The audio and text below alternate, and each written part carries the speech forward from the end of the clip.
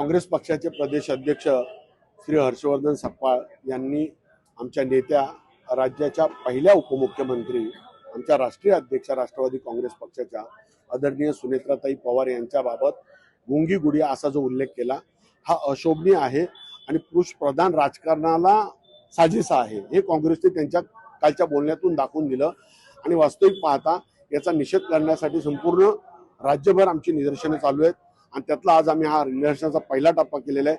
आम्ही आपल्या माध्यमातून हर्षवर्धन सपकाळ यांना इशारा देत आहोत की त्यांनी पुढील 8 दिवसात जर माफी मागितली नाही तर याच चौकामध्ये त्यांचा पुतळा जाळायला सुद्धा आम्ही कमी करणार नाही। आणि त्याच्याही नंतर जर त्यांची बुद्धी जागेवर आली नाही तर त्यांना यदि वेळ भेटला तर त्यांनी नवी मुंबईत येऊन दाखवावं ते कसे नवी मुंबईच्या रस्त्यावरून फिरतायत हे आमचे कार्यकर्ते बघतील, आमची महिला ब्रिगेड बघेल, याचा मला विश्वास आहे। हे काही लोकांची बऱ्याच राजकीय पक्षामध्ये असतं किंवा राजकीय व्यक्तींचंही असतं की स्वतःचं अस्तित्व दाखवण्याची, अस्तित्व टिकवण्याची किंवा अस्तित्व सिद्ध करण्याची लढाई चालू असते।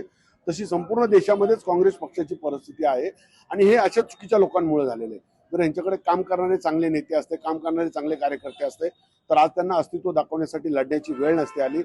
काँग्रेस पक्ष हा कधी, तुम्ही मला सांगा, काँग्रेस पक्षाची पाठच्या 15 दिवसातली, महिन्याभरातली एखादी बातमी दाखवा, काँग्रेस पक्षाने हे केलं, काँग्रेस पक्षाने ते केलं, काँग्रेस पक्षाच्या नेत्यांनी हे केलं। महिना 2 महिन्यात कसल्याही प्रकारचा अधिवेशनापुरतं तात्पुरतं काय असेल तो चर्चेचा विषय, पण जनमानसात आंदोलनात्मक स्वरूपाचं काय काम केलं तर मग आपण काय करू शकतो? तर काही नाही केलं तर चर्चेत येऊ शकतो। म्हणून हे काहीतरी फालतू विधानं करायची आणि चर्चेत यायचं एवढाच विषय।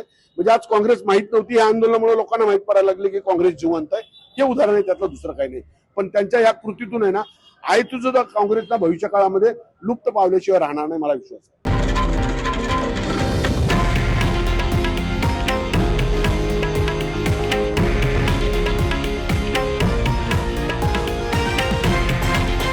हे आहे देशातील नंबर 1 न्यूज नेटवर्क आणि आपण पाहत आहात TV9 मराठी, एकमेव।